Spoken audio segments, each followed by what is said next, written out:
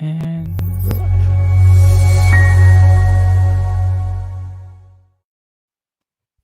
there we go. Welcome to Small Town Mentality Podcast. I'm your host, Ben. Randy's here. How's it going? Producer Dave is here.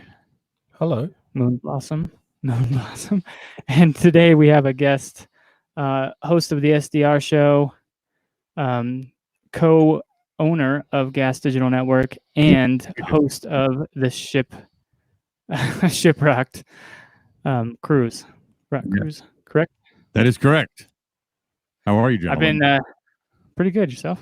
Good. I was looking forward to your cool intro song, but I guess you add that in post. Yes. Okay. Yes, I like we do. the song, though.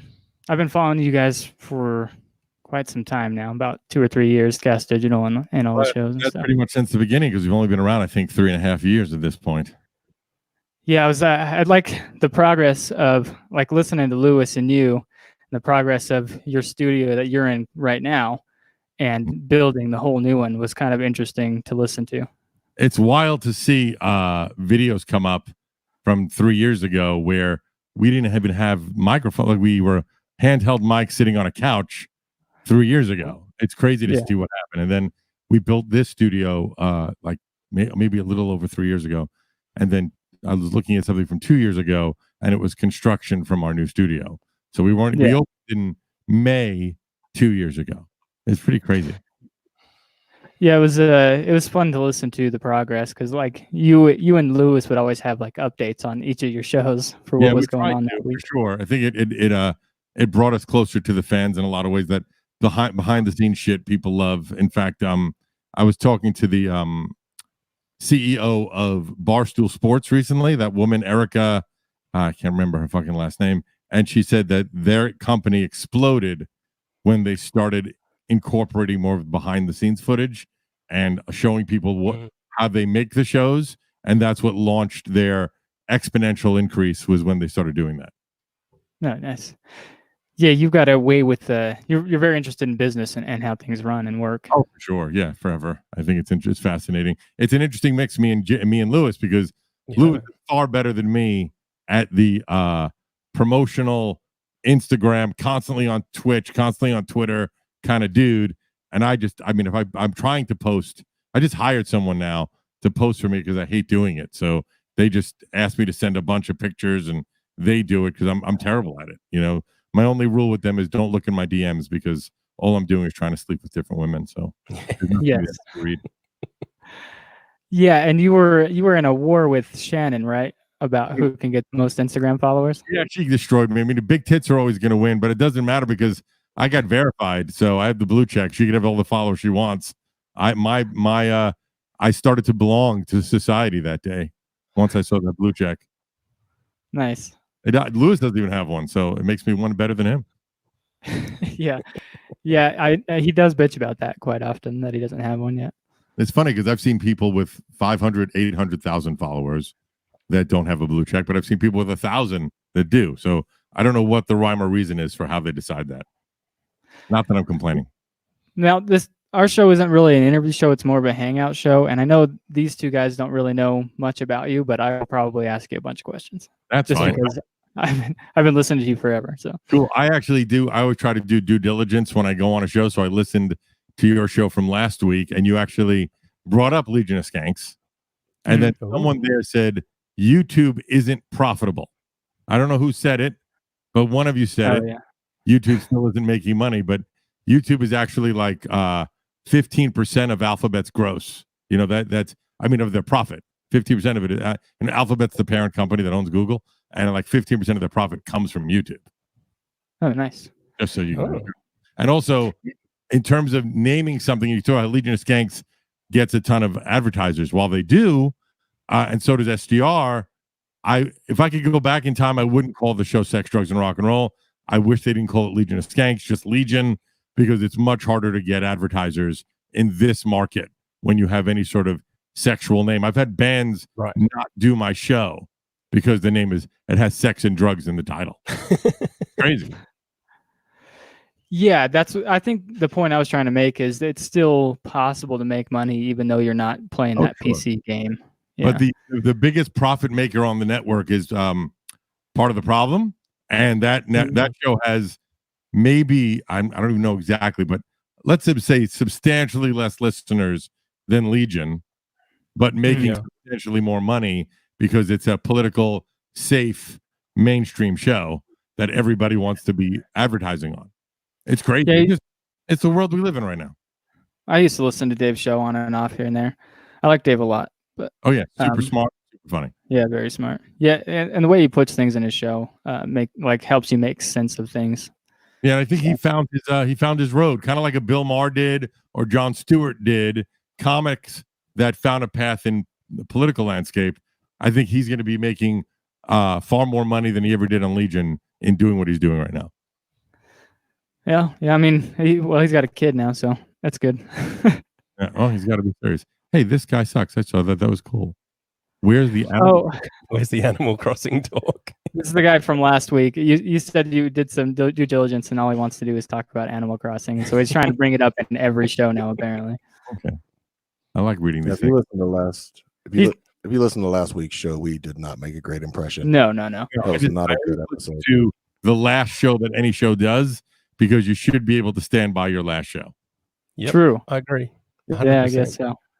I guess we could stand by it, but my last show sucked. It was weird because we're doing it the first time remotely, and it was we stepped on each other the whole time. The energy was very off, but you got to do what you got to do on lockdown. Yeah, that's true. I had a friend actually hit me up when he found out you were doing the show. He's a big fan of Legion and SDR and all you guys too, and he was saying that the guest digital shows are a little rough right now because of the remote stuff. But to me, it was more important about surviving and keeping it going. I know we haven't let go any employees. We haven't let go any shows. Everybody's still getting paychecks. I don't know how long it'll last, but as long as we can do it, we're going to do it. Yeah, I think he wanted me to mention to you using Zoom or one of these programs. I think that was the biggest thing. He likes the content. He was just saying the technical backing.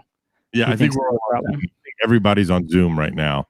I think there's 22 shows. I lose track, but most of them I know that we worked with the producers to bring them into Zoom. But even so, when you're talking next to each other, is a very different dynamic than when you're talking via video, because there's non-audible cues that you're not going to see when you're talking in video. Yeah, I've seen that too. We used to do we just barely started doing YouTube stuff, but I used to just have in-house guests and we just recorded audio only. But you guys have been doing video for a long time, and you've got the cameras set up to zoom in on each person talking and stuff, which is really cool. Yeah, so I know my closet is filled with $10,000 worth of failed experiments in trying to get that right, because we're just figuring it out as we go. There is no rule book for this shit. So, I mean, I fucked up so many things. It's crazy how many times we made mistakes where things just didn't work. We thought they'd work. Yeah, the reason I even rented out a space and brought in all this equipment, I built the table myself and stuff, was I was essentially modeling after you guys. Like I said, I was listening to you guys build, and I was like, I want that. That'd be really cool. So I started building my own thing as well around the same time. I'm happy to inspire people. What can I tell you? Yeah. Sorry, I'm fiddling so much. My mic keeps falling out a little bit. Sorry about that. You're all right.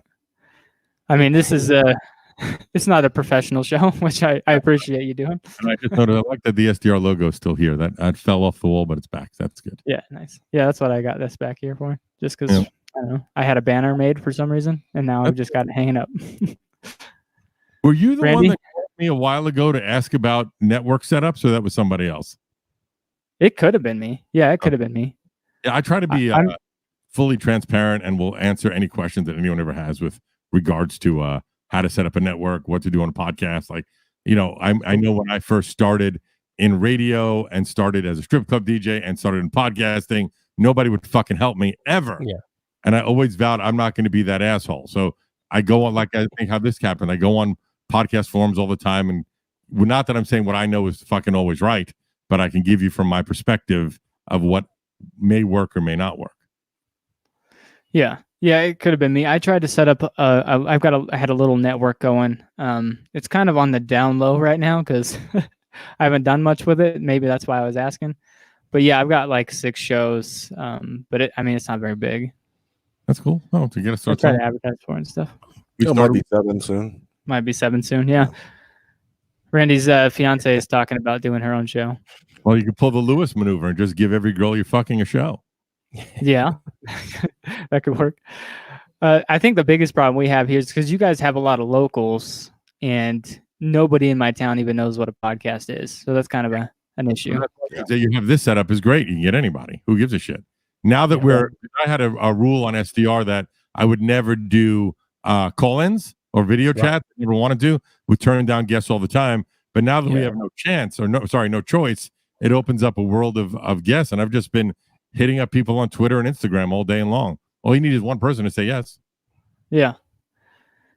Yeah. That part of the reason I hit you up is because I saw you were in that promote your podcast group on Facebook, which I never thought I'd see anybody I knew in there. I'm just an advocate of doing everything. I think you should always be doing everything, always be promoting what I believe in. And so I just was looking to see, maybe that's actually how I found out about Zoom being the new standard for a lot of people, was in one of those Facebook groups. And if you don't constantly look for new shit, you're going to be left behind.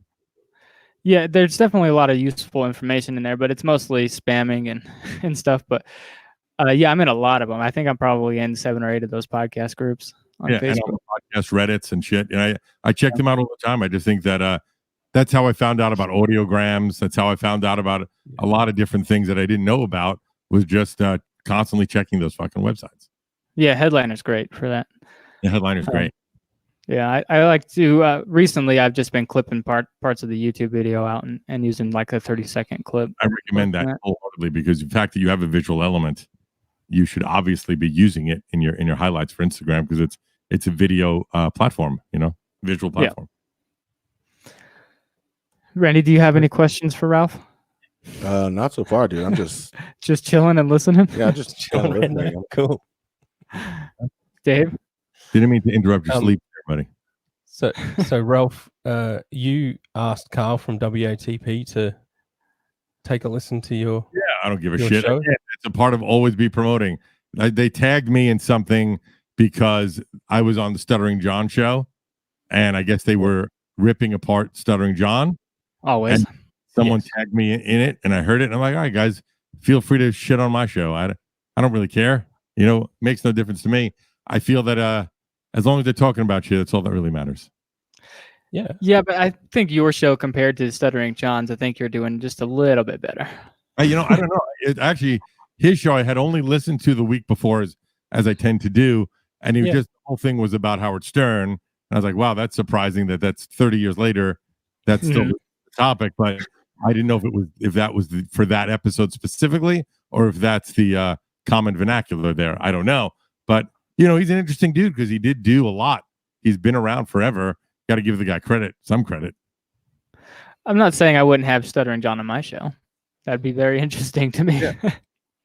I think it's fascinating. I mean, I don't know if you heard my story on his show, but I actually called Howard Stern. God, it's fucking 1990, maybe 90. Maybe maybe a little later, 95, 96, something like that. And I got through, and John answered the phone, and I said, look, they were talking about how to fuck strippers, and I was DJing at a strip club at the time, Scores, and everything they were saying wasn't true. So I called and said, look, I'm a DJ at Scores. This girl is lying to you. And John said, hang on. And the next thing I knew, I was on the air talking with Howard and that Ralph, the guy that was there at the time, about how to pick up strippers. Oh, yeah. I do remember that story. And that inspired me to get into radio. And that got me into radio that led me to podcasting. That's how I ended up leaving the strip clubs, was literally because of that fucking phone call. Yeah, I remember you saying that you did radio for a little while. How long were you doing radio? 18 years. I was on a show. I started a rock radio show that ended up being on about 95 stations around the country. Largest independently owned rock radio show in the country that I started in 99 and did it until 2015, 16, something like that. I did it most of my adult life. That was my job. No, I didn't. Like I said, I was going to have a lot of questions for you, and I didn't want to and ask you the same questions you've been asked for years, but I don't care. Some people want to know. I was going to ask you how you ended up meeting Lewis in the first place, and I'm sure you said it before. Oh, it's fine. I don't care. So I was hosting Shiprocked, which is that rock cruise you mentioned, and they asked me if I knew any comics, and I had been friendly with Big J at that point still, he had done my radio show, and we stayed friends. Like once in a while, I give him tickets to a concert. Like one day he wanted tickets to Iron Maiden. They were in town. I gave him tickets to Iron Maiden. And one time I wanted to go see a comedy show, whatever. We would stayed in touch with each other. And then Shiprock asked me if I knew any comics that could play Shiprock. I said, oh, Big J would be awesome. And Jay brought Lewis as his opener. Okay. And that's how I became friendly with Lewis. And then from that, I ended up being on Legion of Skanks way in the beginning. Like, I think they started about 2 years before SDR, but it was like right when there was really very few listeners, and I was on the show. And then they brought me back to judge a dance-off on the show, Lewis versus Jay. And we just started building a relationship. And then there was a time where Lewis had Real Ass Podcast. I had SDR. Both shows were doing, I don't know, like 5,000 listeners each at the time. Yeah. And I had to figure out a way to make money, to get us in the top rankings just by fucking reading, all the Reddits and shit like that. And we would trade information. He was at Stand Up Labs at the time. So he was talking about the network. I was talking about publicity and how we do different things. And then eventually we just said we should just do one together. And that's how it started. And I know he was a crazy hustler. He's definitely, he's got salesmanship in his blood. So I knew it would be a good yin and yang, so to speak. Yeah.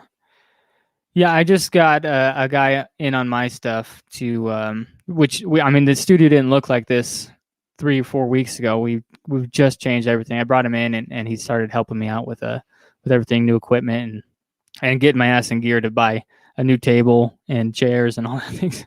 So I think that the big problem that everyone has, and sorry there's been so business oriented at the top of the show. I apologize, but I love podcasting, man. Go for it. I think that the problem is that a lot of people want to do everything right away. They see things and like, oh, I want to have the video and I want to have subscribers and I want to have this, but it takes a while. I get amused when I see a show, and I think you guys might, and I'm not shitting on you guys for this at all. I don't know how many listeners you have, but that will start a Patreon right away. And I think it's weird to have a Patreon when you haven't even established an audience yet. It's like, hey, fuck you guys, pay for this. When it's like, what are we paying for? We don't even know the show. So I think it's better to, and again, my own personal perspective, build a fan base before you start saying, hey, if you pay, we'll do an extra show every week or whatever you're doing to bring in Patreon. Or like I have a friend that I talk about her a lot on SDR, but she's a somewhat famous actress. She was in a lot of different movies and shit, and she wanted to do like a health-oriented show. But before she even started, she wanted to do a network. She wanted to do paid content. She wanted to do video on demand. And she has like, you don't even have a name of your show yet. What the fuck are you doing? You got to start with A before you get to Z. But I think most people want to do as much as possible right away. And it's better to try and hone in first on one of those things and build out. Yeah. I've been doing this for 3 years now. And it's just been one piece at a time, just that's the way random to do it. things, build the studio up. And like you were saying, you have so much extra equipment sitting in a closet. I got the same thing. There's a bunch of random stuff that I can't even use anymore. I think we could literally build 3 other studios with the failed equipment. They're not sound as good, but we could build them. Yeah. So Ralph, SDR stands for what? Sex, drugs, and rock and roll. That's your show, correct? And can you give the very brief elevator pitch for Leanne Carl, who's never heard of your show? It's everything that you want to do in a podcast that you can't do on radio, which was my idea for when we started it. It's the energy of a morning show in a podcast with no rules and regulations from the FCC. So we have done things like a go down on a girl contest. Which guy made the girl come faster? We hired a $100 escort and a $1,000 escort and got blindfolded 1-minute blowjobs to see which girl did a better job. We do really stupid shit like that. But then also we've had Mark Cuban on, Gene Simmons on. We've had bands play live. It's just trying to always keep the audience guessing. I look at back in, not to sound hacky, sorry, but I have the COVID. When Howard was back in the day, you never knew what to expect. You'd call in and maybe he was interviewing someone. Maybe they were getting a girl on a Sibian or whatever it was called. And it was that unknown that made it exciting. And so I try to never put a rock star back to a rock star. Like if we had a rock star one week, next week should be a porn star. Next week should be a comic. Trying to always mix it up. We do a stunt show at least twice a year, which is something crazy or ridiculous, just to always keep the motion moving forward. And because I'm somewhat of a puss that has never done any drugs, once a year I try a drug live on the air. I was going to ask about that, actually. So, 5 different drugs at this point on the air. Are you afraid that you're going to get COVID from me coughing into the microphone? Yes. Oh yeah, no, I don't. Hey, the CDC has not said that shit doesn't travel over the internet. All right, so until they tell me that it don't, I ain't taking no chance. In that voice, I totally believe you. So that's the elevator pitch of SGR, and we hit number 1 on iTunes comedy a couple times, and we always do pretty well. Not as big as Legion, but it's a different animal. We're much more of an interview based show than Legion, and it's the most fun I have every week when I do that show. That 1 hour a week is really the best hour of my week every week, pretty much. But the funny thing is, for me, it took me years to get rid of my radio training to do a podcast, because you're supposed to talk in 1 minute clips, one break, one thought, figure out what you're going to say and hone it down to as few words as possible, versus a podcast, which is, hey, we're going to fill an hour. Right. And also that first 2 years, our show was an hour. Within 10 seconds, our show was an hour. And then finally I started realizing, oh, well, if we're an hour and 10 or 57 minutes, as long as we're within 20% of an hour, I'm okay with it. We would start exactly. And I used to start at 9 o'clock. Even if Jay wasn't in the studio, I was like, fuck you, Jay, be on time. And we'd start the show, because in radio, 9 o'clock is 9 o'clock. So I always did that. But now, over the years, I've loosened up a little bit. That just blows my mind that radio would be any kind of a handicap into podcasting. I thought maybe it would be an advantage. I think it was a big advantage in a lot of ways, but I agree with you. It does seem counterintuitive. But the whole idea of being personal and being much more open and much more, I talk about everything. I've talked, like, we had a porn star on once, and I had sex with her about a year prior, and I was terrible. It was just fucking super embarrassing how bad I was with her sexually. And she came in as a guest. You get used to it beforehand. Sorry? You get used to it. Yeah. Being terrible in bed, you get used to it. Trust me. So my opening line to her was just, how fucking terrible was I in bed? And she couldn't believe I brought it up on the air. But that's what we do. I'm fully transparent on the air. I'd rather be. And I think that's what brings listeners to like you more. In fact, Bobby Kelly, who's a brilliant comic, has you know what, dude, right? On a Rycap. Yes. And he did my show once. He's like, dude, why are you talking about? He's like, why are you talking about this shit? This is going out on the air. Like, he couldn't believe how real and embarrassing I can be. But I'm fine. I like transparency. I like being Jay's patsy. I think it's great. Yeah, I actually feel the same way. I think honesty is more funny in the end. Mm-hmm. I've talked about my entire life. I've had my wife on the show. We've talked about our sex life. I've talked about having a finger up my ass. I've talked about, shit in my pants, whatever. Was it his finger or your wife's finger? My wife's finger. Okay, should have been your doctor's finger, man. You're getting to be that age. Yeah, that's close to it. Yeah. For a second, I thought you said your daughter's finger, but I realized you said your doctor's finger. Your daughter's finger.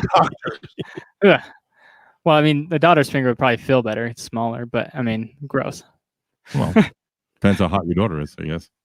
It's true. It's true. Yeah. We'll see what happens, I guess. But yeah, now I forgot where I was going to go. Oh, it was like, I used to get a finger up the ass, and I actually don't mind it that much. But now I'm worried that when I go get my prostate checked, I'll enjoy that a little too much. Oh, maybe he'll look, you'll put the card up there, that old joke, right? But yeah, no, I think you get we got our prostates milked on the air to see if it could happen, and it didn't happen, but we tried. It was a ridiculous visual because Jay and I were lying on my bed facing each other in a loving embrace while two slender fingered Asians were fingering our assholes. It was not very relaxing, though. I think you need to be in a more relaxed state for that to happen. That sounds like the most awesome puppet show you could ever.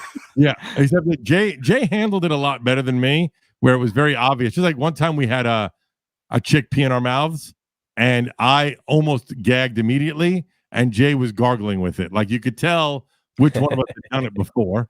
And in the same respect, with the prostate thing. As soon as they got in a little deeper than I've ever been, I'm like, okay, I'm out. It's not good. But Jay was like, go, keep going. So he's a little bit more deviant than me, I guess.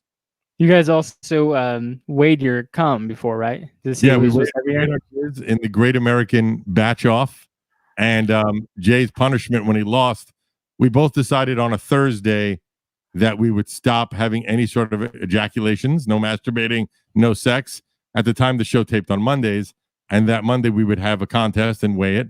And I won. And his punishment was to pour my jizz over his hands and do this with it. That's not too I bad. mean, probably not the first time. Yeah, he almost threw up, though. That's funny. And now we're running out of ideas of like, because we've done so many crazy things on the show. When you get a new idea, you get all excited, like, oh, let's try this. So like the last stunt show we did was a girl came in. We had 4 different guys of varied races. So it was Asian, black, white, and Spanish. Mm-hmm. And she had to suck each guy off for 30 seconds or a minute, but she was blindfolded and there was no touching of any kind, just penis and mouth. And she would get $100 for each race she correctly identified, and then a bonus of $500 if she got everybody right. And the best thing that happened was the guy that went first was a white guy. She thought he was black, and he was really happy, but she had no barometer of comparison. After the other 4, she went, I think that first guy was the Asian guy. It was the best possible answer. Best possible answer. That was Harrington, wasn't it? Harrington, yeah. Harrington with the small Lincoln penis. That's Harrington. Oh, you really, I guess know the network. Yes, I do know the show. I know the network and the show, and a few select people I think that would listen to this show on. You're like, oh yeah, Harrington, I know him. But I think Harrington's back on. Like I think he was fired and now somehow back on the network. I don't know how that happened. Well, he was fired, but not really fired. I mean, they just to get so many triple chances and quadruple chances in my life. Yeah, I think he babysits Lewis's kid too sometimes. Yeah, I think that's what it is. I mean, he's mainly on the Believe You Me with Michael Bisping. So I don't really see him that much. So for me, it's fine. As long as it doesn't affect my life, it works for me. I wouldn't put him on a show that I'm working on. Unless he was getting blown. Yes. Well, he did get blown. He's got 2 blowjobs on the show. He should be fucking loving me. Yeah, so Carl from WATP, when he did so I heard his show live. Mm-hmm. But yeah, that happened 6 hours ago or something like that. Oh, okay, that's funny. Which episode did they listen to? Well, they said they listened to a whole bunch of episodes. Oh, okay. So I haven't listened to it. They didn't really shit on your show that much. You might be a bit disappointed. I haven't heard it yet, but that's cool. I mean, they seem like nice guys. They just think they enjoy. Who doesn't enjoy shitting on people? You know, it's fine as long as it's fun. You know. Oh, of course. None of that ever bothers me. Like I always say, when I read, I get a lot of shit. You know, I'm not a comic, but I'm hanging out with all these comics, and I'm not the funny one. Jay's the funny one. You know, so I get shit on a lot because they just like on the Opie and Anthony situation. I'm sure you guys were fans. I'm guessing. I'm familiar. Yes. I don't know, but Opie and Anthony that. Opie never got the credit he deserved because Anthony was so funny. But then you listen to both of them independently and how different they are now. And then you realize, oh, it really did make a difference when they were together. You know, it's something that people don't realize. And I think that Jay and I have a very good chemistry that people don't credit how much of my role of being the asshole Patsy is important.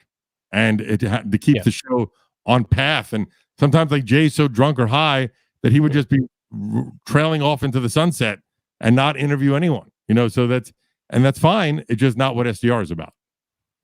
Yes. Yeah. Carl mentioned a bit where you were trying to write stand-up comedy. I just started. I'm working on it. Oh, that's now, is it? Yeah. Yeah, because now everything's on fucking hold because who the fuck knows when the world is returning to normal. Yeah. But it was supposed to be in October of this year. I got to do a 10-minute set opening for Jay, having never done comedy and not allowed to work it out on stage. Okay.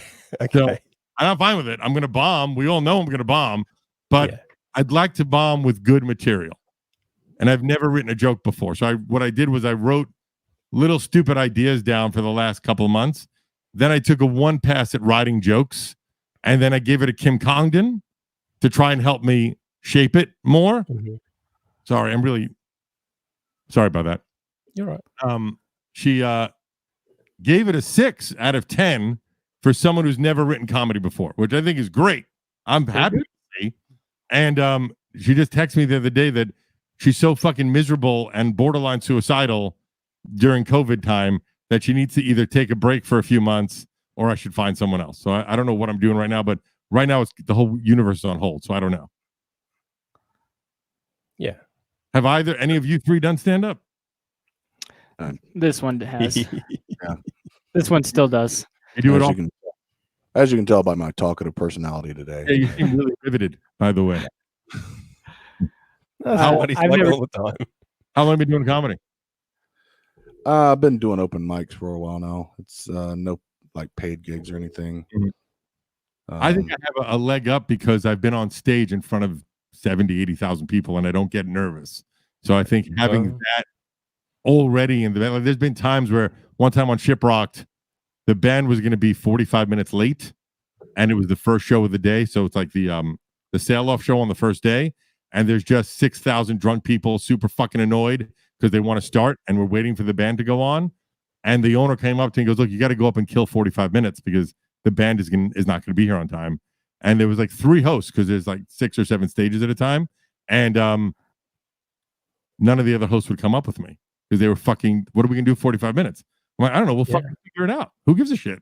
So I went up by myself and I had 6,000 people singing, if you're happy, you know it, clap your hands for an hour and doing stupid shit like that to just keep, bringing people up, talking to people, whatever the fuck. And then at the end of that 45 minutes, sure, they hated me. Why did that asshole talk for 45 minutes? But they weren't mad at Shiprocked. They didn't think that it was the band's fault. It was my fault. And that's fine. That's like the warm-up guy for a game show. Yeah, exactly. Interaction with the crowd trying to 100% that same stupid shit. Yeah. I saw Jay do that a few times. Was it Kurt Metzger had a show that was in my neighborhood, and Jay was the warm-up guy, and I saw Jay there do that. But it's funny because when Jay and I first started 5 years ago now doing SDR, I was a more important person at the time than him. My show was on 90 stations, and he was relatively unknown in comedy. 5-6 years later, he is far more important than I am. But it's just funny to see that trajectory switch, which is kind of cool. I'm happy for him. He's doing so well. Yeah, I'm a big fan of Big J. Yeah, he's fucking great. He's brilliant. People don't realize like how he gets credit for it now, but just so fucking. I used to think I was somewhat funny until I met Jay. I was like, God damn it, this guy's just so fucking quick. It's so annoying. Yeah, and he can rip for however long. As long as people are still laughing, he's just going to keep going and going and going. He'll just rip. It's truly amazing. Yeah. So Ralph, since you've sort of said that you're like the Opie of your show, so it kind of got to Opie over like 20 years or whatever that he was always around funnier people. I get to you, or you don't. You seem to have a lot more inner confidence than. I think Opie was I only met him once or twice. Seems like a nice enough guy, but he's a quintessential radio guy, and I think that quintessential radio guys are more introverted and they're not as outgoing, and I don't think I fit into that typecast that easily. So it doesn't. I'm fully embraced with knowing where my weaknesses are. Just like with Jay and I, we talk about the fact I hit on girls constantly that are way hotter than me. It's not that hard to do, but I just mean like way out of my pay grade. I shouldn't be hitting on these girls with 200,000 Instagram followers. I don't fucking care. What's going to happen? They're not going to reply to me. They're going to say no, thank you. Who gives a shit? It doesn't matter to me. And in the same respect, like with what I do here, if Howard Stern called me one day and said, hey, I've been listening to your show, you're fucking terrible, that would bother me. But some random person on the internet that I've never met doesn't like what I do, who gives a shit? Doesn't make a difference to me. But I said this on Stuttering John, that I guarantee the person that's talking about me, no one's talking about him. Does that make sense?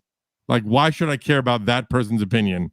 Unless it's somebody I respect in a business that I'm in, the fuck do I care? What are you doing? Maybe, like I told you, I said this story on that show, so I'm sorry for repeating it, but there was this kid that fucking hated me. I did a show a couple of years ago, and he just fucking hated me, and he did an hour-long podcast called Why I Hate Ralph Sutton. And just fucking shitting on me. And some of it was funny, but he was constantly tweeting at me and constantly shoving it in my face. Eventually, I'm like, I'm going to just fucking look up this kid. And he was a pizza delivery kid, 18 years old in Iowa. I was like, yeah, I would fucking hate me too. That's fine. It doesn't matter. Yeah, pizza delivery people are the fucking worst, man. Scum of the fucking absolute fucking assholes, man. Every last one of them. Let them all come in my pie from this point forward. You guys heard me. I wrote down I hate Ralph Sutton as a possible podcast title for this episode as well. Great pizza drivers are scum too. That's, yeah. I just want that on the list. We don't have to. No, you're fine, man. I thought, were you going to get more into stand-up? I thought you were like leaning that way to go into a little bit more of your open mic stuff, but you were going to give Ralph some tips on how to do stand-up. Please, I have nothing. Nah, he seems like I'm starting. He seems like he's got it. He's got it. What I do know, he's going in. He's got accepted the idea that he might die. That's the biggest thing. I don't think there's any shot that I'm not going to die. The only thing that might work in my favor is that it's going to be Big J fans, so they'll probably know who I am. So that's the only reason why I won't completely die. But, I don't know. It's going to be weird. It's also strange that the fact that, so I grew up around comedy in a lot of ways. My mom used to book comedy clubs when I was a kid, and I saw all these huge comedians starting out from Chris Rock and Ray Romano and a lot of these comics that ended up being huge when they were just getting started. I was 12 years old in the back of a comedy club watching them. So I know funny, I feel. That doesn't necessarily mean I can be funny, but I know funny. Just like you be a great coach doesn't mean you're going to be a good player. So that's where I'm at right now. So I can read the jokes. I'm like, this is not right yet. I have 10 jokes written down, 20 jokes written down, and maybe 2 of them are good, but there's something there with the other 18. I just have to figure out what that is. That make sense? Yeah.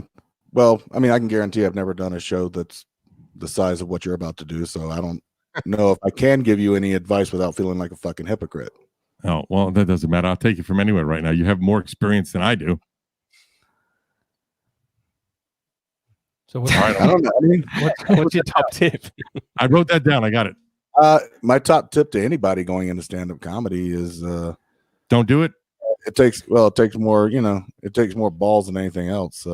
Once you get past the fear of it, it turns from a fear into a rush. Mm-hmm. And then you start to wonder how you ever got by without that fucking rush. Well, it's also weird because I've gotten that rush of thousands of people cheering for me walking out on stage. Doing radio forever.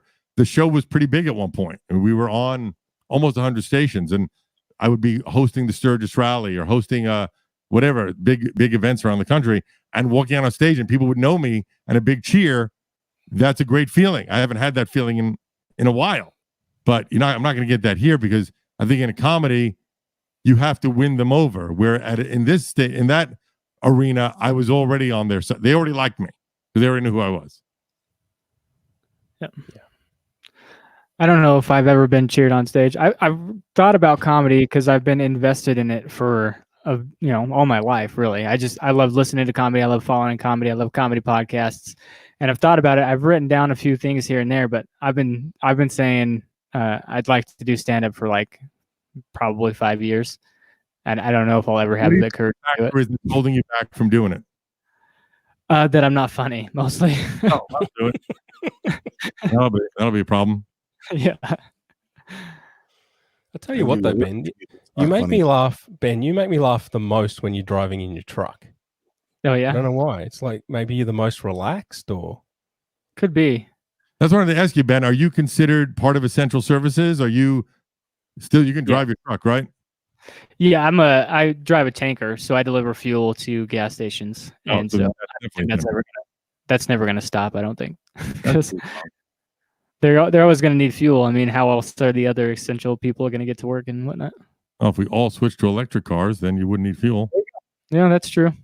I don't Have think to find a different job then.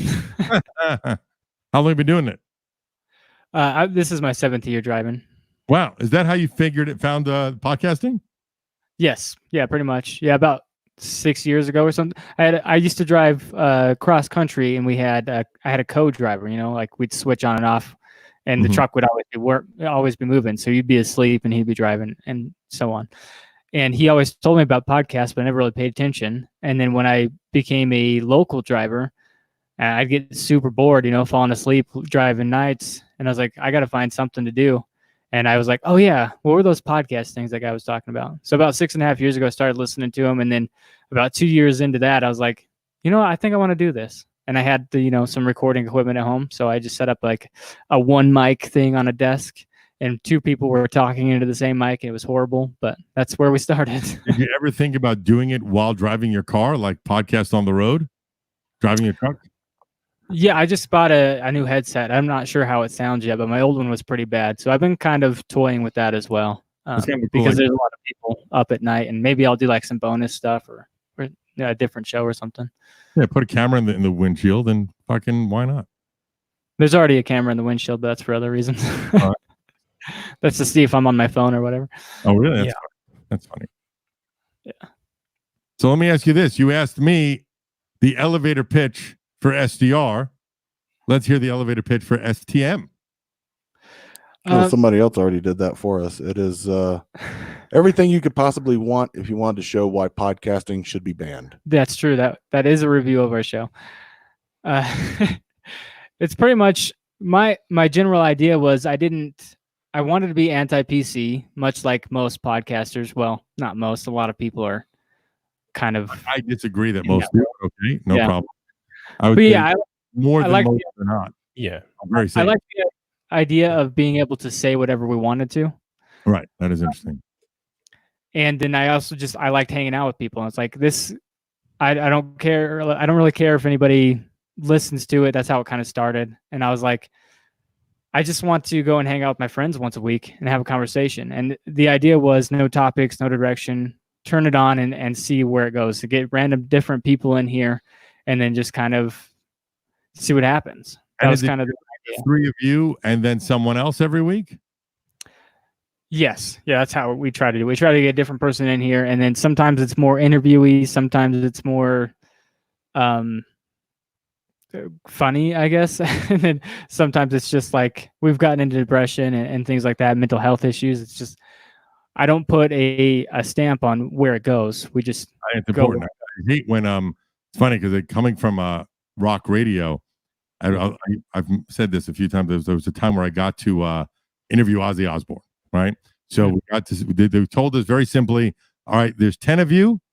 You each have 6 minutes each. Everyone's sitting in the room at the same time. And you just go one after the other, right? And that's it. You're all going to get the same recording, and you find your 6 minutes, take him out. That's how it's going to go. Because Ozzy he has an hour. That's how it's happening. Yeah. And what happened that was crazy was nobody wanted to go first. I didn't give a shit. I'm like, I'll go first. I'll do it, right? And I had 1 or 2 questions written down, but it became a conversation, and it was fun, right? The next person comes in. They have these pre-written scripted questions. Weren't even listening to the answers because they were too nervous and too focused on what they had written down. After the second question, Ozzy looked up and said, could we bring the last guy back? And it got a big laugh. But then the other person finally calmed down a little bit and started just having a conversation. But I think too often people are focused on, oh, I have these questions to ask and that's it. Or we're a comedy show or we're a serious show and you can't go in any other direction. But if your guest wants to go somewhere, you should be willing to go there with them. That make sense? Yeah, that was the idea. I listened to a lot of like interview shows with celebrities and all this stuff, and it's always like it doesn't matter the episode. It's like almost the exact same questions every week. And it's like I would like to get more real with people and just see where it goes rather than just have direct questions constantly. I was interviewing Def Leppard is like fucking 15 years ago, and their new album had just come out. And I was probably their 30th interview of the day. So I was like, hey guys, I know I'm going to ask you the same questions everyone else asked, but try and pretend that you really care because I got to, my listeners need to know. I'm like, all right, no problem. So we go on the air. I'm like, guys, ask you the first question of the hour. Which one of you guys have the biggest cock? And they just started laughing for like 3 minutes. And at that point, I won them over already because nobody asks them that question, So that was always with my radio show to SDRs, like asking. It's hard to ask questions that you really want to hear answered, because if you ask really provocative questions, that publicist will never book with you again. You know what I mean? So it's finding that fine line of getting them comfortable enough to maybe go somewhere where they wouldn't go. So we had Ronnie Radke on a couple of weeks ago. He's the singer of a really cool band right now. Their song is called Popular Monster, and they are called Falling in Reverse. Great fucking band. Dude has a crazy history, was in jail related to a murder, was kicked out of a band, drunk and disorderly, like all this crazy shit. And his publicist said to me, you cannot bring up prison or that we'll stop the interview right away. I'm like, all right, no problem. Within a few minutes, joking around back and forth, he brings it up. And then we did like 5 minutes of funny things about him getting raped in prison and dumb jokes like that, that if we started with that, the interview would have been over. But the fact that we were able to make him feel comfortable enough that he could bring it up, it changed everything. And my favorite insult on that YouTube video was, this isn't an interview. This is a fucking conversation. Like they were angry. And I was like, yeah, that's what it is. If you want an interview, go listen to fucking Barbara Walters. That's not what we do. Yeah. Yes, that's kind of where I wanted to be too. I'd rather just be conversation than random interview. I'm reading your questions on the right. Right. Who wouldn't bang Sarah? Who's Sarah? I don't know. Sarah Silverman. Oh yeah. Oh, she's hot. She really is. Crom asked, which of you three would screw Sarah Silverman sober? Her sober or us sober or everybody sober? Why not all at the same time? Ralphie in? Who doesn't think she's hot? I don't know. Let's tag team. I don't know. That's weird. Strange question. Crom questions. I was gonna say I believe I've seen Falling in Reverse live at Warped Tour a couple of years ago. Oh, they're awesome live. They're fucking. He's great. Like he really is a super talented, born to be musician guy. Plays a bunch of instruments, writes all the music. It's fucking fascinating. I don't know. What is Crossing Island? It's a popular game. I don't know. Just does Ralph believe in ghosts? No, I do not. Oh yeah, that's kind of a good question. Have you ever seen a ghost? Because this building right here was built in like 1890. I've never seen a ghost, but this place is creepy at night sometimes. On one of the shows on the network, which is it's called The Thing Is with Shannon, and she asks every time the end of fighting ghosts and dating stories. And the only thing that ever happened in my life that was, I don't even know if it's creepy, but when my grandfather passed away, I was in Florida and he died around midnight. I was staying in a hotel room, and around midnight, the hotel room light turned on by itself. That's the closest I come to spooky, but I think it just was a faulty light bulb more than anything else. Yeah, I actually think I heard that interview. It was Shannon's show a few weeks ago, right? You went on her show. I also tried to hook her up with her ex-boyfriend came on to talk. Yeah, I've done her show 4 times now, but yeah, boy, did that guy lie. He fucking fucked her over. It was crazy. Yeah, I've been listening to different ones. Like she does Irish Goodbye, I believe. She's No Disrespect. That's the one. She talked about it on there as well. Yeah, it's funny. That guy seemed so genuine because we made it that they were going to go out that Tuesday. They all putting the past behind them, and we're going to give this a try. And then he fucking blew her off. Crazy. Yeah. Which she said was going to happen, right? Is Ralph aware that looking at the chat derails your train of thought? Yes, it is. Yeah, we ignore that most of the time. We didn't use to. It was a few weeks ago where we kept reading the comments and it just kind of like, I don't want to do that anymore. So it's funny. Yeah. It's funny when people have no filter. I like it. It's part of life. Yeah. It was throwing John off constantly. He got very angry. Oh yeah. I've heard clips of that on Carl's show. That's funny. I only hear a bunch of other podcasts through WATP. Oh, so are you a big fan of that show? I mean, I tune in almost every week, I think. That's cool. Do they do one show a week that they shit on, or more than one? Sometimes they do bonuses. Yeah, because with the one I was on, the one they made fun of me was it was a Chrissy Mayer thing. Yeah, I was going to get to that. So good. Episode of Chrissy Mayer, is that why? I'm sorry. Was I on that Chrissy Mayer episode that they were shitting on her podcast? Like, how did I? No, I don't think they brought that one up. No. Like, why did I? I think it was just because every week they do a different show every week. Either indie or popular podcasts and shit on it. And then after that's done, that's like 30 minutes around that. And then they start talking about either Stuttering John, Seamus McKillian, or Opie. Oh, they do. Those are usually after that. Funny. Yeah, they do Opie every week as well. Just about. Really funny. Is Opie still doing a podcast? I think it's on and off. That's funny. Yeah. It's all interesting. The whole world is so fucking crazy right now with that shit. Like, it's amazing that, Opie, who was a radio god, is now, doing a random podcast. But I think, you could play devil's advocate and say he's probably got more money than all 5 of us combined times 10. And what the fuck does he need to do it anymore? Maybe he just doesn't want to do it anymore. Who knows? I don't know. I can't speak for him.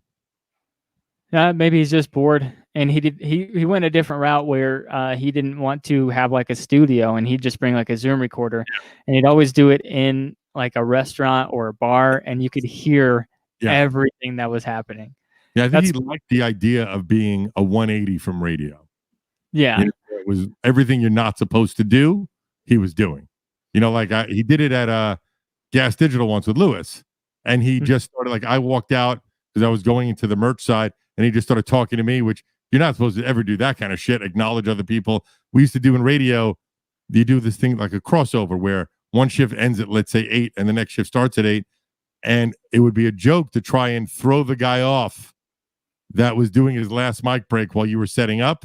And it was like a rite of passage or a skill to have that nothing would offend you or make you lose your mic break.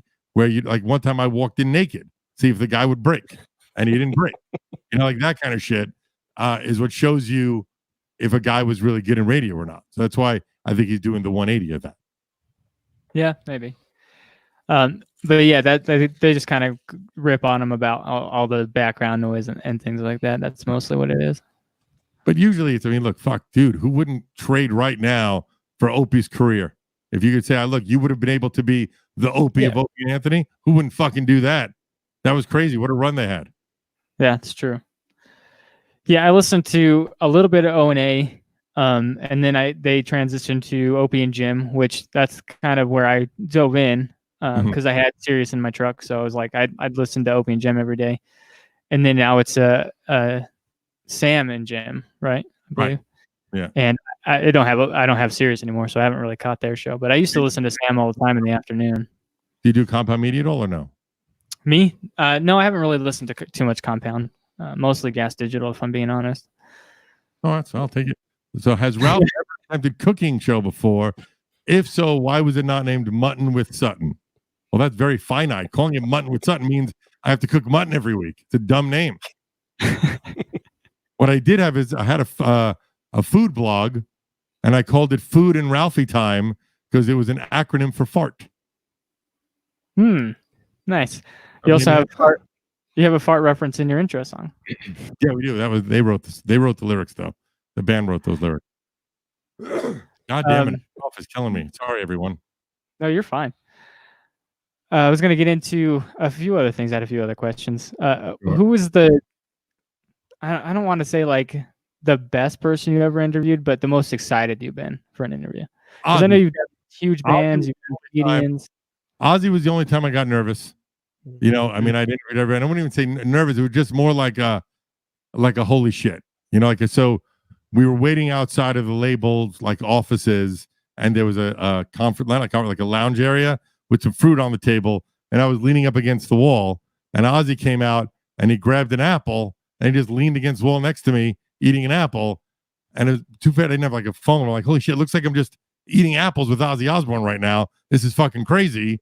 That was the only time I remember being like, wow, I can't believe this is happening. That was crazy for me. As a lot of people, I was excited to interview. Queensryche was one of my favorite bands, so first time I interviewed them was great. I was happy we got Dane Cook on because I found his career fascinating on SDR. God damn it. Sorry, everybody. Saying I'm a lot. I'm trying to think who else. I mean, I'm always happy. Anybody that comes on my shows, I will dive into their lives before they come on the show. I will do at least 4 or 5 hours of research for any guest that comes on the show so that I know enough about them that I don't feel like I'm just making it up as I go along. Yeah, I wasn't really too worried about that. Like I said, I've been following you guys for a couple of years. I think I know enough about Ralph. What I'm learning about Moon is that he finds any Animal Crossing references hilarious. Correct. Yeah. He's in charge of the comments. Every time I see him laughing, I look and there's an Animal Crossing reference in the chat room. Yes. We have a Discord. We set up a Discord server for the show, and most of these guys are the Discord trolls, is what I call them. Mm-hmm. So, do you guys play that game? Is it a popular game? I've never heard of it. I've never played it. I've heard of it. Yeah, I play it. Besides last week, that was the first time I ever heard of it. I was what? I don't care that much, though. I know it's popular. By the way, does Crom 2s know that I know how to cook, or was it just because he wanted to work in that horrible joke? Horrible joke. Realized the Button rhymes with Sutton. Oh, it's good for him. So does Button and Glutton. Yeah. Do a fashion show as well. Yeah, Button and Sutton. I actually did find that Mark Cuban one very interesting. I enjoyed that show. Guy. Him and I became for a brief time email buddies, which was pretty wild to get emails from Mark Cuban. I feel like I have his ear once. So one more time, like if I ever have an idea I want to pitch, I'm waiting for that idea to do it because I think he will reply because we had a couple of back and forths. So it's kind of funny. Super likable. See, you guys, I think you did something like Gas Digital Shark or something like that where you pitched some. Yeah, you did. Did it with him, did it with Damon John, and Barbara Corcoran's coming in. She's supposed to come in April 1st, but that's obviously not going to happen now. We're rescheduling it. But that would have 3 of the Sharks that the Mark Cuban and Damon John gave Gas Digital the same valuation. So I'm curious if Barbara Corcoran does it also, then those motherfuckers better invest in our company, is what I think. Yeah. Tank Sinatra just had Barbara on. Yeah, that's when I met her, through Tank. And then I go back to do my show, but it's not going to happen now. Hey, Ralph, have you ever heard of the show Alf? That's not bad. That's actually kind of funny.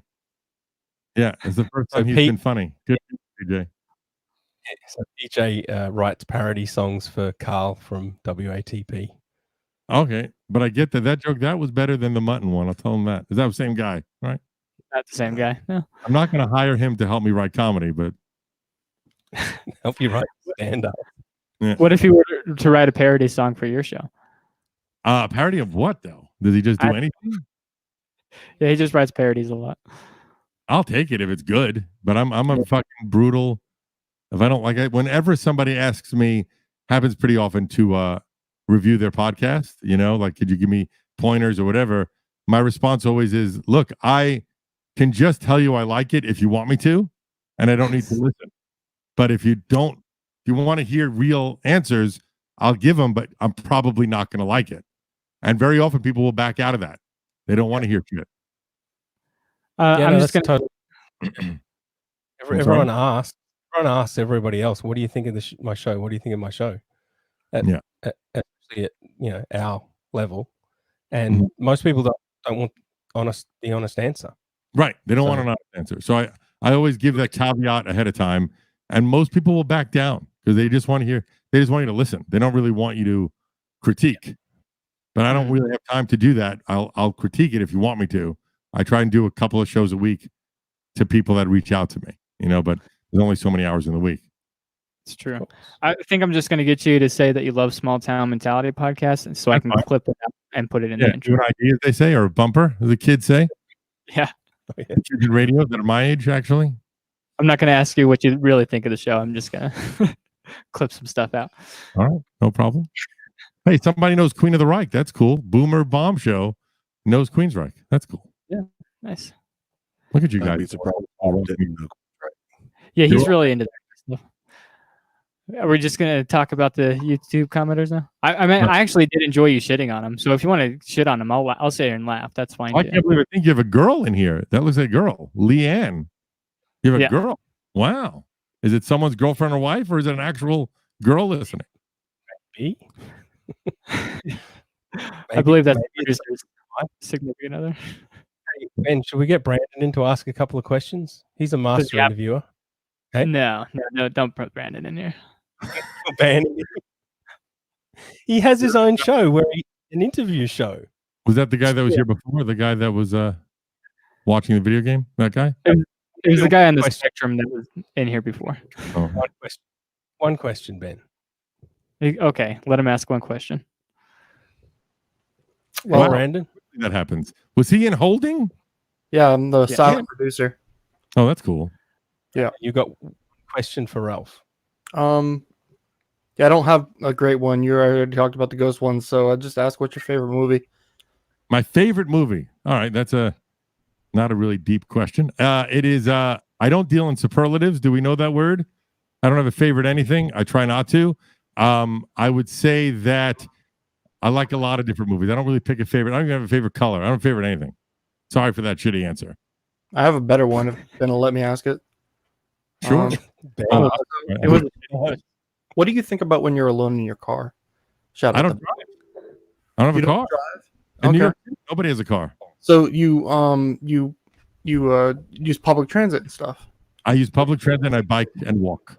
What do you think about when you're alone public transiting? That's a very fancy word. It's always a lot of work, to be honest. It's always I have two speeds, my friend. Gas digital and getting laid. That's really it. Those are two things I deal with. Trying to figure out how to put out fires with my company, and then trying to figure out how to put out fires with a girl getting in her pants or whatever. That I don't really. Those are my two speeds most of the time.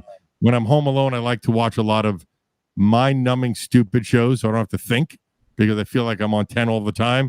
I'll watch, and Jay and I talked about this last week, like dumb shows where you don't need to really follow a year-long trajectory is one of my things, like a Law and Order episode where it doesn't matter. I don't need to know the backstory. I just like to mind numb out and watch something so I don't have to think, because most of my day is putting out fires. Okay. One more. I don't want to steal Ben's show or anything, but using a scale of 1 to 10, rate yourself on how weird you are. Because I've been listening to this whole thing, and I just want to know what you think. Weird? Yeah. Oh, I think I'm pretty high up on the weird. Probably a 7. Really? Yeah. I would have definitely rated you higher just based on listening to what you do on your show. Oh, okay. No, I think so. The funny thing is that understanding entertainment, like for instance, in the past 5 years, I tried one drug a year. It was weed and coke and Molly and mushrooms. First time Molly was crystal meth, so we had to do it again. So I did crystal meth once. I would never do any of them normally. If I think it's going to be funny for the show, I'll do it. And that's with everything that, like, I've never had a girl pee in my mouth in my normal life, but it's funny for the show, I'll do it. There's very few things the only time I said no to something was some girl was when the studio was here in my house. She was a S&M chick, and her specialty was shit, shitting in people, on people and stuff like that. And Jay wanted her shit in his hand, and then him and I were going to high five each other. And I didn't say no. I just said yes if we do it in your house, not in my house. And then he didn't want to do it anymore. That's interesting. That's definitely up there. So, all right, cool. But again, like, my mother listens to my show. Like, I don't hide the fact that I do things on my show because I think it's going to be funny. It's ruined a lot of dating I can always tell when I'm dating a girl or talking to a girl, I can tell that she's listened to one of my shows because she stops calling me and stops talking to me because she gets insulted. Oh, look, Leanne is a girl. So it's something that I don't think, it's what I do, not who I am. Does that make sense? Yeah, okay. That definitely. So I appreciate you answering my question. One other thing, sorry to interrupt you, but I think that if you're only defined by one thing, you're definitely a boring person. So I think that it's one aspect of me because I think it's funny, but I could, whether it's, I'm a techie, you know, I don't know if I mentioned on this show, I mentioned on Stuttering John a couple weeks ago, I was wanted by the FBI for computer hacking when I was 15. I was in a breakdancing movie when I was 14. I've ran restaurants. I've done all these different things in my life that are all part of who I am. So I think that you should always look to broaden your horizons, look to have various things that inspire you. I think it makes you a more well-rounded person. Okay, cool. Thank you. Like I said, thanks for letting me do a little interview here. I think I'll jump out and give the show back to Ben. But love to have you on my show sometime there, Ralph. Sure, I'm easy. I was waiting for it. I was too. It was going to happen. All right, thank you. Well, he might die from corona before that happens. Yeah, I really might. I've had a throat issue for years. I need sinus surgery, and I've been putting it off because it's going to put me out for like 4 months. And I cough all the fucking time. Whenever I go anywhere, they all just fucking think I have corona. It's crazy. So, are you gonna do like 4 months of backlog before you go do that? It's weird right now. So the plan was to do it this year, but once I said, all right, in February, I'm going to call the doctor and try and set it up. This shit hit the fan. So now it's not going to happen. I've been putting it off for years, but I don't know. We'll see. I remember a couple weeks though where you could barely talk, and you were still doing the show. So I don't think that's. I've only missed one episode of the show in the unless we've done like a best of or a like a pre-record or whatever. I've only missed one episode of the show in the entire 5-6 years the show's been going. Yeah, I remember back when it was in your house, you had this live-in girlfriend for a while, and she was for some reason a part of all the shows. She was just like, yeah, I think so. The one that there was two. There was one that was when I interviewed Gene Simmons, and she came in the room, really pretty brunette. And then there was one that was a crazy girl that literally was in my house for a few hours. And we were going to go out to dinner, and Shaman was recording. And I knew she wanted to be in entertainment. And I said, look, I'm going to take a shower. Just sit right here. Don't do anything. I'll be back in 30 minutes. I go to the shower and I come out. I hear her talking louder than she should. And I said, oh my God, where the fuck is she? And I peek my head into the studio. She's on air with Shaman, and the producer's making a like, get her the fuck out of here sign. And so I grabbed her. She was supposed to stay in my house that night. I put all of her shit together, took her downstairs, gave her $20 for a cab, and said, I'm never speaking to you again. And that was that. Yeah, there was one that was there for, I think, maybe a little while, a couple months. And I just remember her being a part of some of the shows and talking to people. The flat earther chick. She's really the flat. Yeah, and then she ended up going on some fucking YouTubers party bus. She was definitely a girl with a lot of problems. She was beautiful. Yeah. Really beautiful girl. I'll put up with a lot to get laid, my friends. When you're 50 and look the way I do, you tend to look the other way if the girl's a little racist. Yeah, and you always say that Instagram works the best for you. Let's give some of these incels that listen to this show some dating advice. You say Instagram works the best for you? You don't do that dating app? I'm sorry, I'm going to do it one more time. Excuse me. Well, I'll answer this question first, and I'll go to that. What happened to Dice's and D's show? Dice's show, we only did a season. We knew it was only going to be a season because he was starting to film a lot of other things.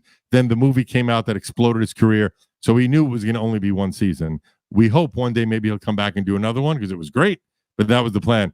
D was fascinating because I know D now 20 years, and he was always talking about wanting to have no restrictions because he and I were both radio guys around the same time, and we gave him a show, and he found that he needed restriction. He didn't like no filter. It was weird for him. He didn't like talking just to camera, and he ended up just saying it didn't feel like it was for him.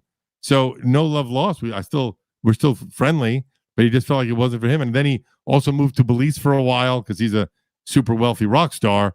So it was harder and harder for him to do it. So he just kind of let it go.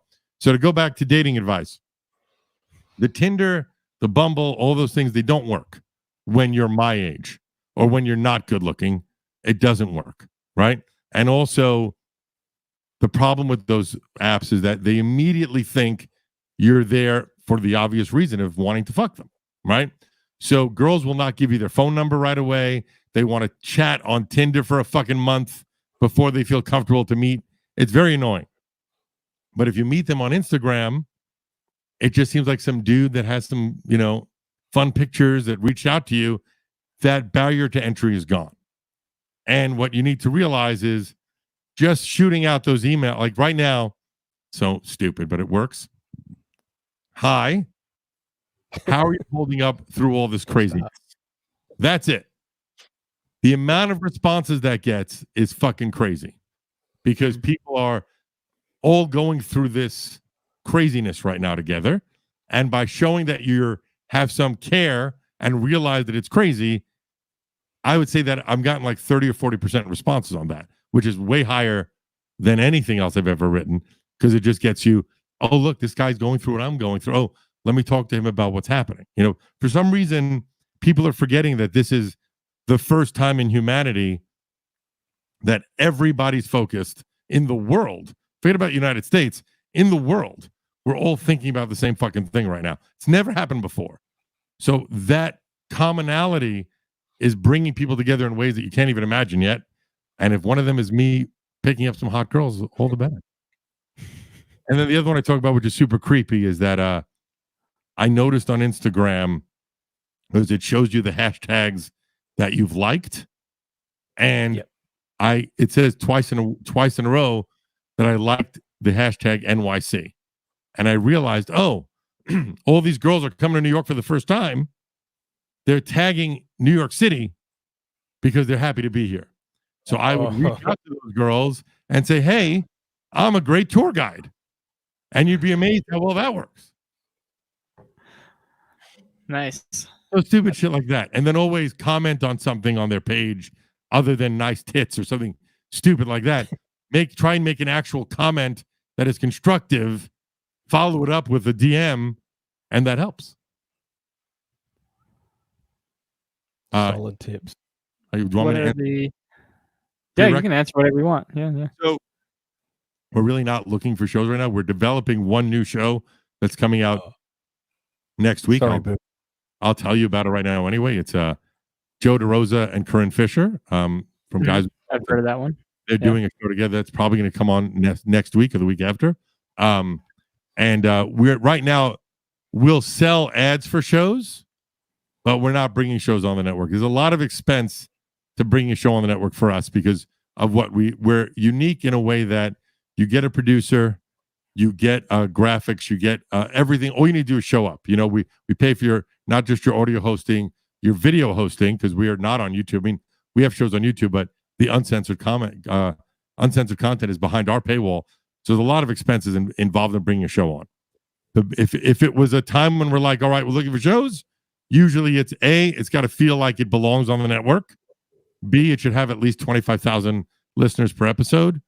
And C, I got to like it. That's really it, And I'm not saying that, and it should be local so they could use our studios. That helps. That's really it. But right now, we're not really looking for shows.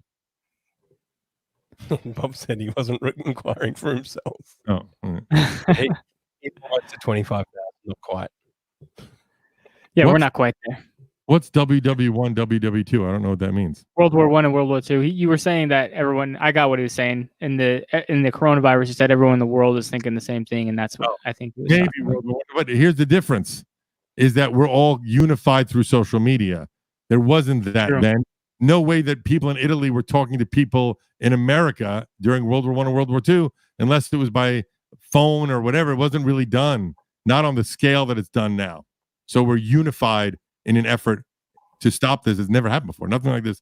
Never like this. Maybe when Michael Jackson died, we all thought about it for a day, but this is different. The world is on the same thing.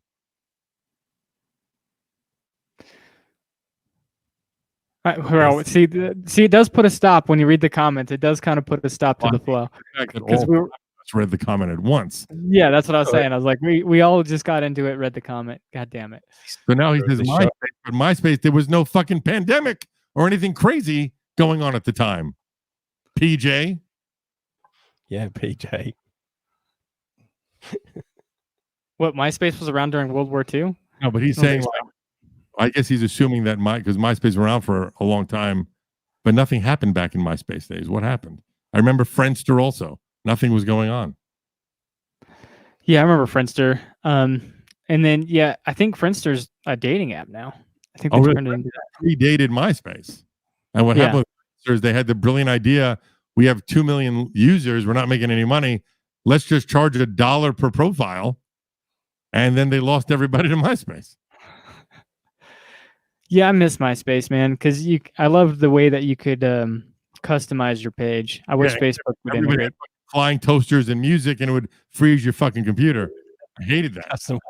It was the answering machine of 2000s, where people would make these dumb and fucking answering machine messages. The same concept.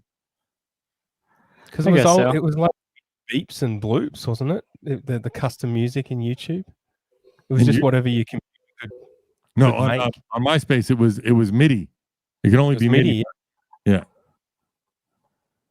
So it wasn't amazing.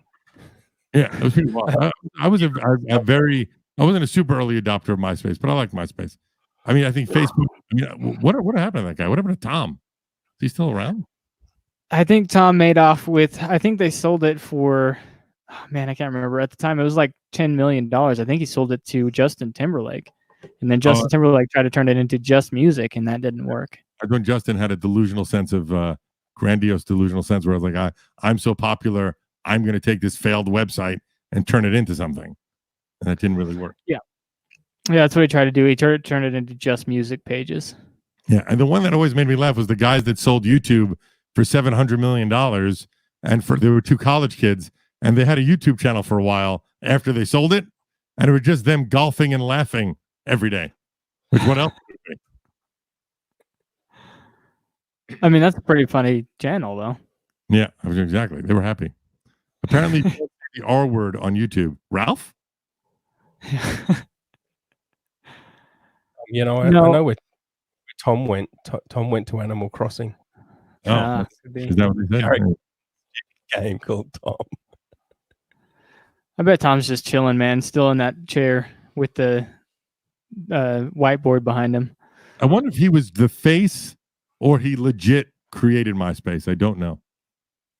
I don't know. I don't know either. This has gone like way off. Sorry. I got sidetracked. No, no, I was just talking, reading the comments, getting into MySpace. Man, I was thinking earlier I had a lot of questions for you, and I think we made it through a lot of the ones I wanted to ask. But yeah, since I'm probably never going to get the 25,000 listeners. That's not the right attitude. A month. Can we be like a Gas Digital affiliate? Affiliate? What would that entail? I don't know. just like a cool badge, maybe. Remember those? Oh, you guys are probably too young. We could have like an affiliate badge on your page. Funny. Yeah, I remember those. You guys do this once a week? What's that? You do this once a week? Yeah, we do this every week. Yeah. Is it the same day every week? Yeah, we usually do Fridays. But yeah, I mean, you were busy yesterday, and so I got Fridays and Saturdays off. So sometimes we alternate between Friday and Saturday, depending on the guest and if I have something to do or Randy has something to do. But yeah, I would say that your co-host has said 7 words in an hour and a half. Yes, usually does more than that.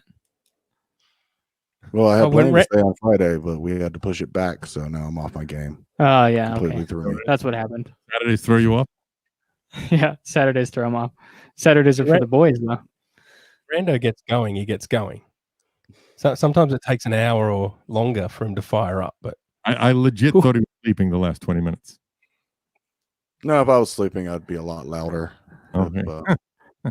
That's actually the thing. I worked for a newspaper. I believe I told the story on the show before. I worked for a newspaper in South Carolina that also, the person who owned the newspaper also owned a radio station. And so they thought it'd be a good idea to have me come in and describe the events of the week that are going to be in this week's paper. Mm-hmm. I did that twice, and then they're like, we're not going to have you do that anymore. It's like, why not? There's too much dead air.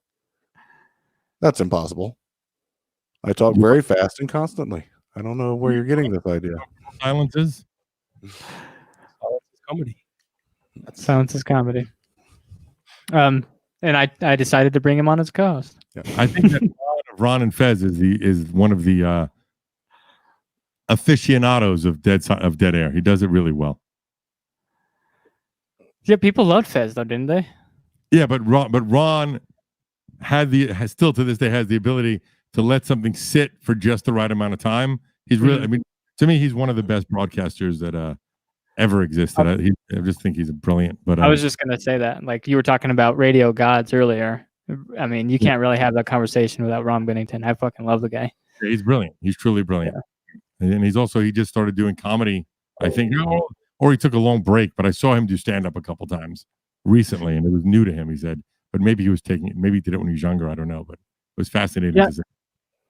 Yeah, I heard that he just started doing that, and I heard he was great. I heard he was bringing down the house. He's so fucking funny. Yeah. Well, I mean, oh fuck, we're just about there, I think. But I did forget. An hour and a half? Yeah. Yeah, we do about an hour and a half. Okay.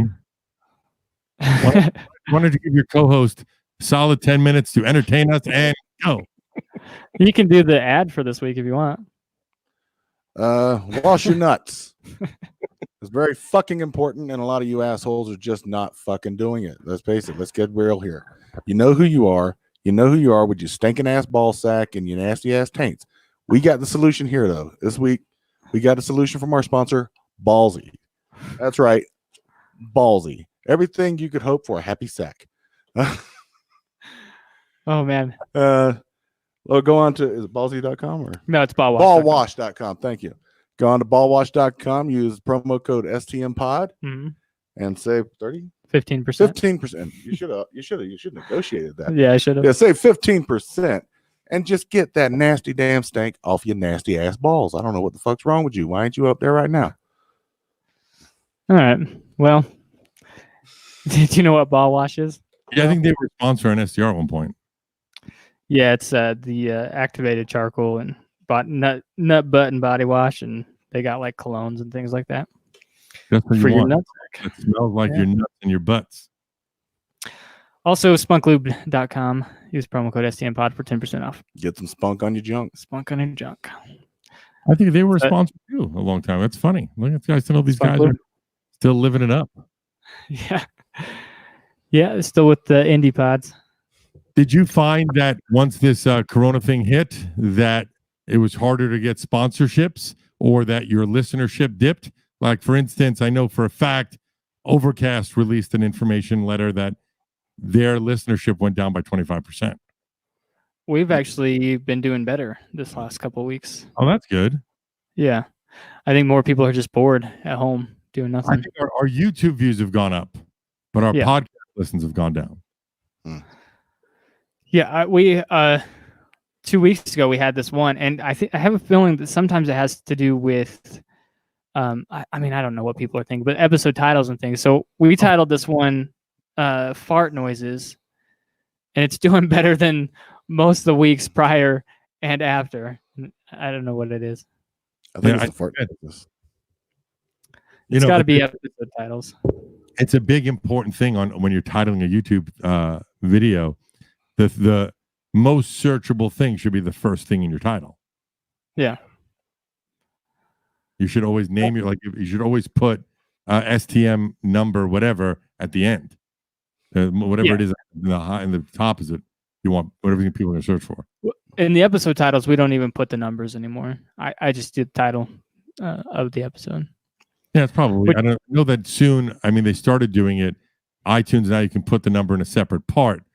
But what I don't understand about that is, are they making you go back and do every episode you've ever done? I don't know how they're doing it. Yeah, I heard that was a big concern because obviously I listen to a lot of podcasts. I heard a lot of people talking about that where they think that you're not supposed to do it in your episode title itself anymore, and they may make you go back and change all of them. Yeah, that's kind of fucking fucked up. They say, if someone that's done 700 episodes, they're making you go back and do that, you know? Yeah, I mean, I don't know. So, final question. Sorry, I thought you were going to go somewhere with that. Nope. All right. What's your I feel advice? like Luke has a question, but his mic cut out. Am I right or wrong? I don't hear his mic. Yeah. It's just one at a time. So if he's talking, his mic will go, and then if somebody else is talking, his will cut out. I think that's how the kind of program works. It tries to keep people from talking over each other, so it'll cut a mic. So go ahead, Dave. My question is, Ralph, what's your advice on when to pull the plug on a show? Meaning, like when you should end it? Yeah, he's talking about mine. About a live show or a show like as a whole? Like a podcast. Like no, I mean like. So what I mean by that is when you say pull the plug, do you mean on an episode or the show as an entity? I mean, the show as an entity. Oh, I think if you're still enjoying it, who gives a shit? Ben, are you still enjoying it, Ben? Oh yeah, I love this. I mean, I look forward to coming here every week. Rando, are you still enjoying it? Oh, I'm dreading it every week. This is Rando, absolutely horrible. Did you lose your voice this week from talking so much? Sorry? Nothing.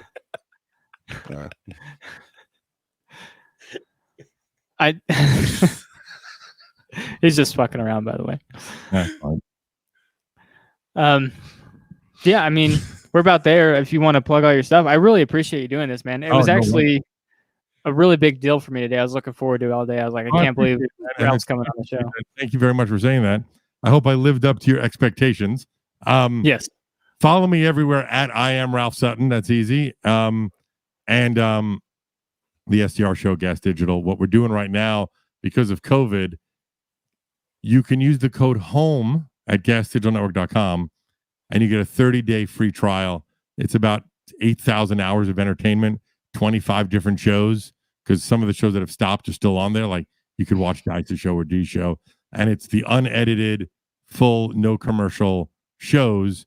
So use the code, listen for 29 days, cancel it, and hopefully by then this shit will be over. Yeah. And you've got the SDR show and Shiprock annual. Shiprock is annual, yeah, isn't it? Shiprock's not going to be. They may be putting a postponement on it because they don't know because they need like at least 8 months or 6 to 8 months to sell it out. So depending on when this is done, it may not happen until later in the year. I don't know. SDR show is live every Wednesday night, 9 p.m. Eastern time. This week we're just going to have Kendra Sunderland naked on one of the video channels on Zoom, but we're turning her mic off, so she's going to be there naked dancing to keep us entertained during this very sad time of crisis. Perfect. Yeah. Dave? Friend me on Animal Crossing. Yeah, okay. That's it. Randy? Randy Garner Humor on Instagram, Restless Native on Twitter, Rando G on Byte, if anyone is even on Byte right now. What the hell is that? And it's like TikTok-esque. Yeah, it's some kind of I think it was one of the guys who made Vine. Oh, I heard about that. Yeah. So I think there's like 5 of us on that thing right now. And Randy Garner Humor on TikTok, but let's face it, TikTok does not like fat, ugly people, so you're never going to find it. So don't even worry about it. Yeah, they got in trouble for that, huh? It was like an internal, memo got leaked. Yeah. What they want all the videos that on front facing to be good looking people?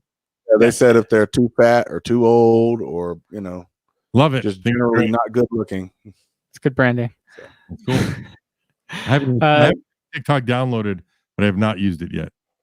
I'm actually not doing too bad on there. We got like almost 500 followers, but I just post random videos all the time. I don't want to learn another thing. I mean, that's the bottom line. Like I felt that way about Snapchat, and I'm glad because it seems like Snapchat's done. It's really just for girls to do like private snap porn. No one's really snapping socially anymore, and everyone left for TikTok. So I'm glad I didn't spend time figuring out Snapchat. I actually just downloaded Snapchat the other day. So I'm just way behind on this shit. I just wanted the filters. Okay, yeah, they're good with the filters. I just wanted the filters because I've got like 2 skits on both my TikTok and my Byte about the just using the filters and fucking around with them. Oh yeah, that's a good idea to use the filters on Snapchat and Instagram, and then just post those videos on TikTok. Is it Byte BITE or BYTE? BYTE. Okay, you're so cutting edge. like a gigabyte. You can follow me everywhere, or you can follow me on Twitter at Never Been Funny with 1E, and you can follow us everywhere at STMPodcast. We're all over the place on all the social medias and I'm whatnot. a big fan of social symmetry. I like when you do that. I don't like when it's like we're STM_pod on Instagram and STM, podcast show. Just find something and get it everywhere. Yeah. STM pod on everything, TikTok, all those things. Started the Instagram and the Twitter before I ever came on this show, so True. I didn't think it would turn into anything, so I wasn't worried about it. All right. Well, I think that's good enough for today. Thanks for coming on, Ralph. I appreciate it. Thank you so much, guys. Stay COVID free. Yeah.